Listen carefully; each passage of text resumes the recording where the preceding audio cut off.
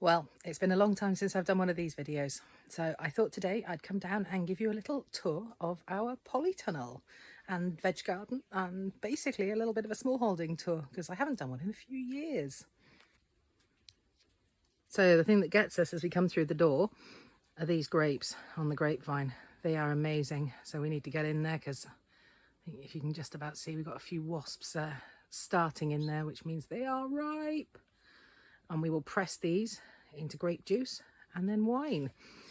And then moving along, we have got the gherkins and my tea plant. The gherkins seem to have spread floorwards and every which way. It's that time of year.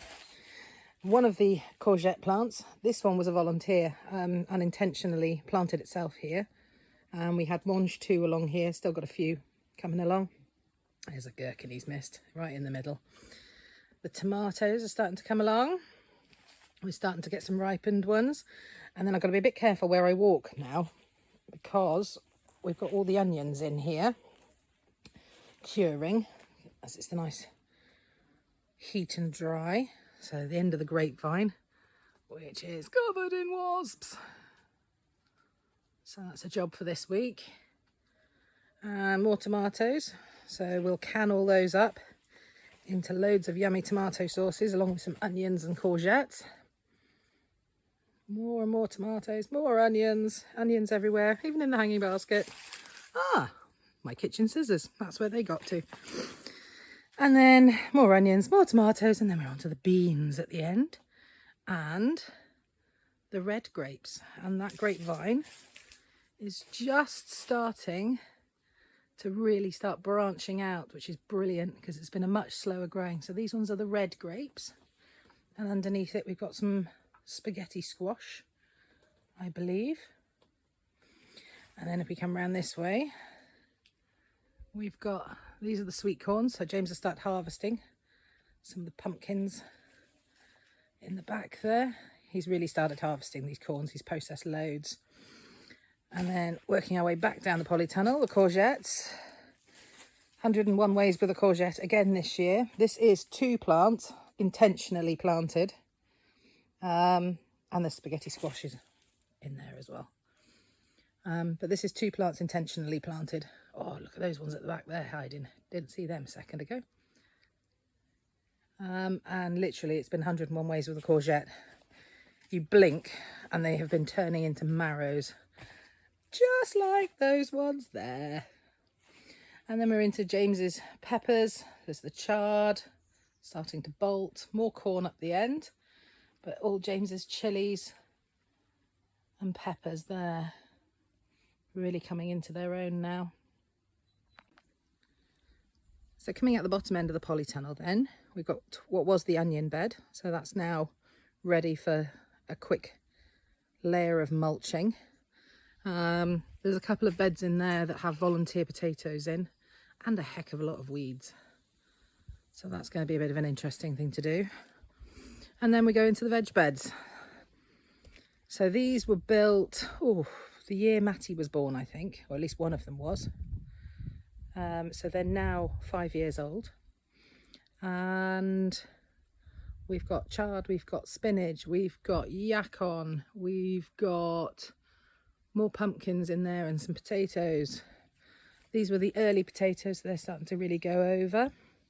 Moving up there, we've got some celeriac. These are the celeriac. I don't think these guys have done much on the bottom bit yet, but some more potatoes coming up. So I think these may be our later plants there. And these ones we've started going through and eating. Moving up this way then, we have parsnips and carrots and the asparagus. So the asparagus has all gone up. This is the strongest year it's been, so we're going to start harvesting it. We've harvested a few nice little bits as and when they pop up now in the ground. So that's been great. It's really nice and strong. The veg bed over the back then. Lots of weeds at the beginning. There's the cabbages, the red cabbages. And the white cabbages, the leeks. Lots and lots of weeds in this one. The brassicas, Those celeriac over there have done a lot better in that bed than the ones in this bed. So we've actually got some really decent celeriacs to eat. More beetroot in there. And then there's broccoli and cauliflower. So that's broccoli. Cauliflower I think is further down. More chard and more pumpkins then at the end. So that's the veg garden. So in 2020, we built the kids a bit of a play area. There's that, then there's a little mud kitchen, and alongside the fruit cage. So the fruit cage I went in over winter, and I moved all the fruit, trees and bushes into raised beds. I think you can just about see one there, which has done a lot better for the fruit. And hopefully it'll allow me to get on top of these weeds a wee bit, but I have not had chance. There's just so much couch grass and nettles and things, but I'm slowly getting there. As you can see, I've been doing a bit of work in there. There's a bit more of the kids' play area. A couple of very weedy raised beds there. Need to dig through those and find there's some baby trees planted in there. A horse chestnut that we planted. Going great guns, and those red berries behind it are the viburnum, and then an alder tree, because I love the cones off the alder for a natural dye. And then we've got baby chickens. So these ones hatched in May, and they're now out in this enclosure. And then next to the willow archway, a bit more of the kids' play area on the bank. Rabbit enclosure for when they come outside, a few other bits and pieces. We go down through the willow arch.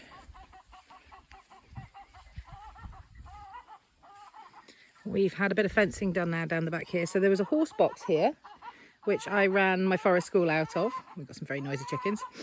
And we've now had it penned off as a small penning area for the sheep. So a couple of days ago I took the little boys out of here and moved them across with Matty. So that's our little lamb creep feeder. That was just to try and keep Grebo out of the greedy Grebo out of the lamb creep. So it's made out of a couple of horse jumps and pallets and things, and just allows the babies to get in. So this is the willow garden. It's one willow tunnel, one willow dome, looking utterly overgrown here at the moment. So come the winter, they'll all be hacked back down and rewoven in. Another viburnum. Look at those red berries on it. They are just glorious. Don't think they're at all edible, but you're gonna have to see if they might do for some dyeing or something. And we've got some more alder trees giving us their cones, so I don't know how long they're going to last because the sheep keep trying to debark them. And then that goes into the willow fields. So the alders fix the nitrogen. There's our noisy neighbours here. So in this one we've got a couple of ducks, very muddy ducks today, and a couple of chickens who came in here for temporary accommodations. And then back past the big pile of nettles. This is the mainstay of the chickens. We've got three females, one male breast chicken in there.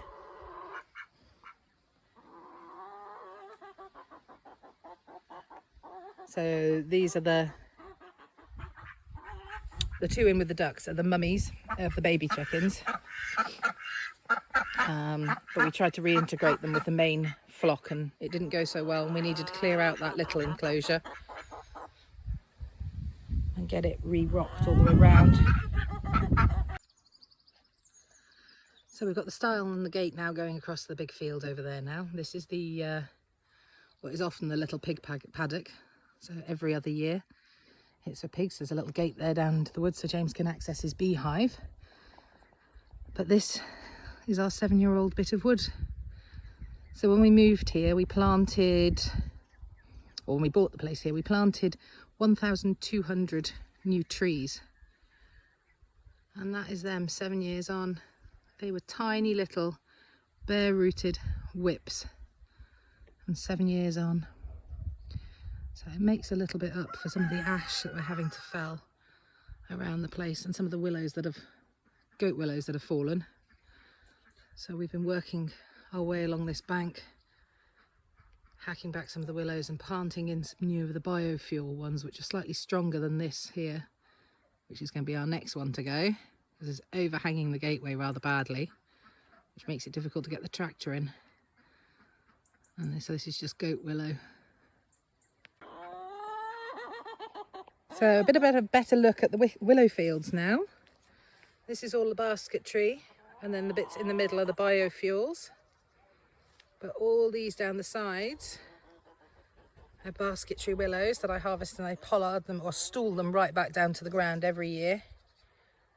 And then further in the background there, those really tall ones, that is years 2 and 3 of the biofuel which we are growing. And all the woodland behind, that sort of intermediate bit between the main woods and the willow there, is all the same age as William now is, so it's 7 years old, and it's doing really, really well, really, really well. So it's our new planting. So this will tell you how much time I have for gardening, how overgrown, but I love the pops of colour from the roses and the crocosmia and all the bits and pieces. So this is my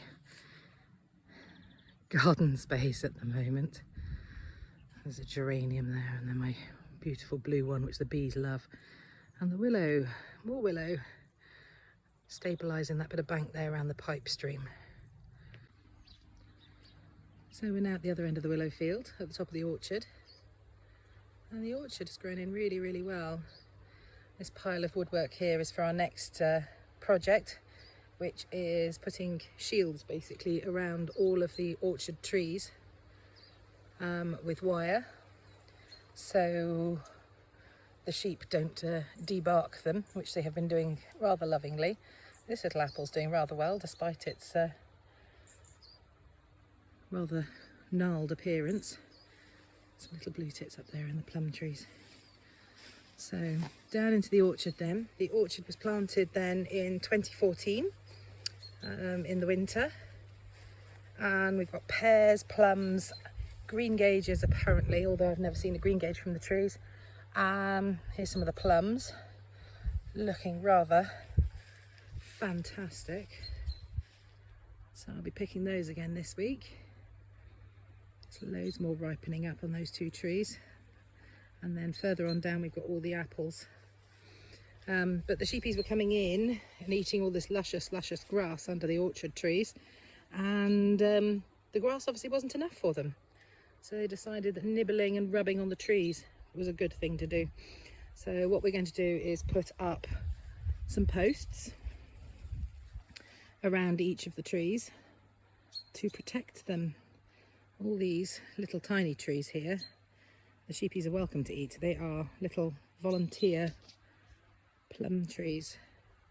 So moving on down here then, we've got our bamboo and which again the sheep like to eat, funnily enough. We'll walk a bit carefully along here. It's a bit of a bumpy path. Down to our cherries. Oh, and there we go. If I zoom in a bit, there's Mr. Rambo enjoying a bit of shade, the other side of the stream. There's the beehives. So James has now got 5 hives in total out, and 4 of them are full of bees, I think, I hope. We're hoping that those 2 have. We have had 1 gotten by wasps again this year, and that's rather irritating. But yes, we've got apples hiding up in the trees here. These trees need a desperate prune. There's some apples there hiding. The trees do need a desperate prune, which is one of my jobs for this winter, except for the plum trees, which need to be done in the summer. So we'll be getting on to that fairly shortly actually. So there's our wonderful orchard. So we'll take you out now to have a little look around the fields. Go meet the sheep. We've got a field of boys out there who have been mostly castrated now. Just the one, but he's tiny, so they're allowed out near the girls within spitting distance. 3 rescue horses are out there. So I think the last time I did a video we had Autumn and Frankie. Unfortunately Frankie passed away, but we've now got Ben and Benson, our lovely gypsy cobs.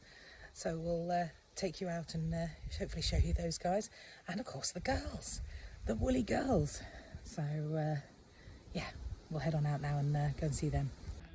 We have boys in with girls, luckily all barring the tiniest one, furthest one up there, are all done, and the tiniest one is super tiny. But there's a load of my girls in that field that need to come out, and boys, mamas and bubbas reunited.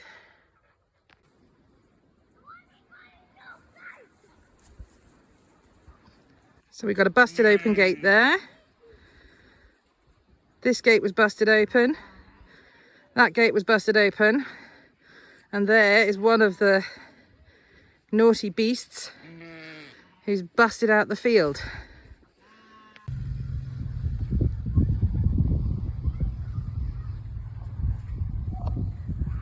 So we've got them corralled back in. And yes, suspect number 1.